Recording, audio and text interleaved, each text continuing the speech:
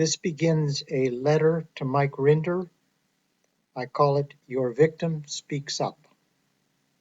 And I have a pair of epigraphs to begin that are on theme, and I'll read. To the weak, to the cowardly, to the reprehensibly irrational, dishonesty and underhanded dealings, the harming of others, and the blighting of their hopes seem to be the only way of conducting life. Unethical conduct is actually the conduct of destruction and fear. Lies are told because one is afraid of the consequences should one tell the truth. Thus the liar is inevitably a coward, the coward is inevitably a liar. L. Ron Hubbard, copyright 1951, in Science of Survival. The organization clearly is schizophrenic and paranoid, and this bizarre combination seems to be a reflection of its founder, LRH, L. Ron Hubbard. The evidence portrays a man who has been virtually a pathological liar when it comes to his history, background, and achievements. The writings and documents in evidence additionally reflect his egoism, greed, avarice, lust for power, and vindictiveness and aggressiveness against persons perceived by him to be disloyal or hostile. Judgment entered 1984 in Scientology versus Armstrong, Los Angeles Superior Court, case number C420153, affirmed on appeal 1991. Dear Mike, last summer, Sharon Stainforth wrote a public note pleading with you to do the right thing, specifically that you tell the truth about the bad you did in Scientology. She mentions me, which is logical because I am a person you victimized most royally. Also, among your victims, I have been one who has communicated to you and publicly spoken up about you not doing the right thing. For several years, I have addressed the fact and cruelty that you have not told the truth about all the victimizing you did and are doing.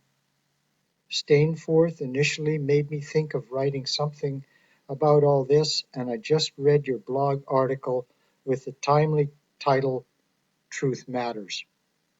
As you know, I have undertaken to speak for all your victims you have not told the truth about, all your victims you have not helped when you easily could have, or anyone really you ever thought or sought to silence or destroy. All it would take to help is the easy and pleasant truth.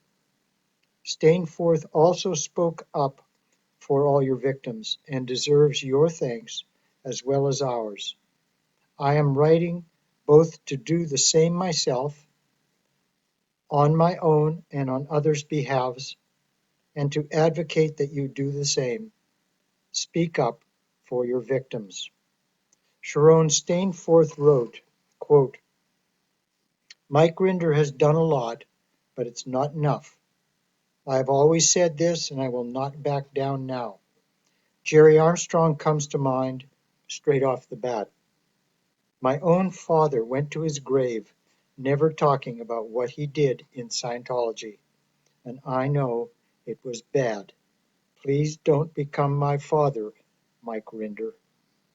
Please do the right thing, please. I know you are doing good, but you ain't going far enough, and you need to. I have a lot of sympathy for your plight, but it only goes so far, and then I lose it. End quote. What a gift. It is not unpleasant to speak up another time, to write another whole chapter in my extraordinary history with you, Mike. You indeed did many bad things to silence or destroy me, my friends and associates, and other similarly situated persons, WOGs, Homo sapiens, in the suppressive person class. The vast number and devilishness of the bad things you have done to us give your relationship with us a biblical quality. If only you had stood up 36 years ago and refused to dedicate yourself to the unholy role of persecuting us for your functionally unholy masters. Since you began communicating publicly, after claiming you have left the Miscavige sect's control, I have made real and sincere efforts to get you to tell the truth about what you did to us. Other people have also publicly discussed your role and your refusal to tell this simple but urgent and important truth. Recently, Chuck Beatty commented on Tony Ortega's blog in response to a Chris Owen article about the 1985 Julie Christopherson trial in Portland, Oregon. Quote, Jerry Armstrong deserves so many thanks.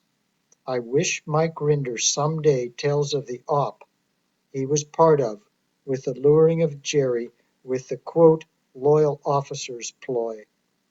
That incident, Jerry and Mike Rinder on the park bench in Griffith Park, I hope Mike tells who wrote that op and all the discussions and who pushed that op using quote loyal officers as pretended inside defectors to whom Jerry was trying to be connected. Maybe that op was more than I imagined it was. But why the choice of the quote loyal officers and by whom for that op that rings Miscavige in my mind? And poster GTSIX also commented, quote, and as Rinder dealt with WOGs more than others in the Sea Org, he really knew what was occurring. He knew about fair game as he was the man who did it. Not all of it, and not the only person, but, head of OSA?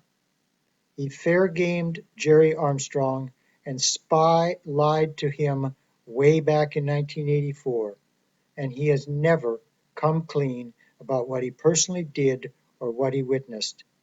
He knew exactly what he was into. End quote.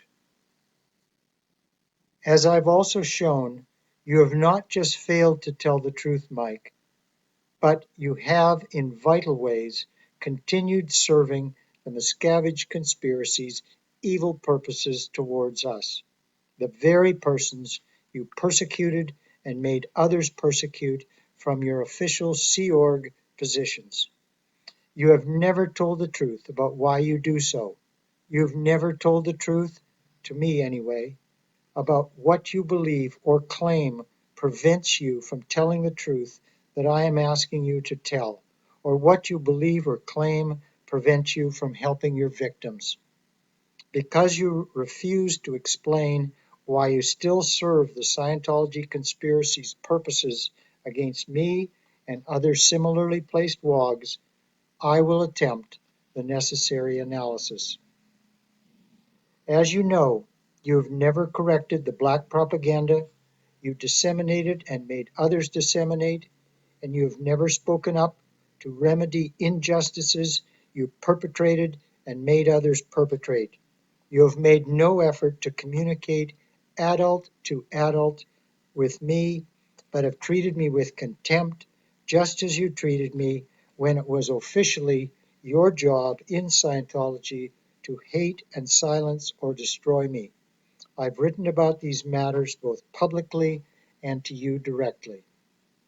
It is obvious that your refusal to correct your black PR, now that you are publicly producing, quote, deep regrets, newfound, quote, compassion, and the idea you are, quote, doing something about it, end quote, is to generate the illusion and false impression that your black PR for your conspiracy was not black PR at all, but the truth, generating false impressions in people was one of your key functions for decades inside Scientology, and it has remained your function since you have been claiming to have left. If black PR is the truth, logic says, it therefore needs no correction by the compassionate, the honest, the sincere, the just. If black PR is the truth, whatever evil, in anyone's eyes, was done to your black PR victims was justified. Consequently, in this psychophilosophic quote reasoning, the victims seeking truth or justice are quote proven just by your snubbing their approaches or requests to be as bad or undeserving as you black PR'd them and made others black PR them when you were officially inside the Hubbard Miscavige sect. Your refusal to address your black propagandizing is more black propaganda, implicit black PR.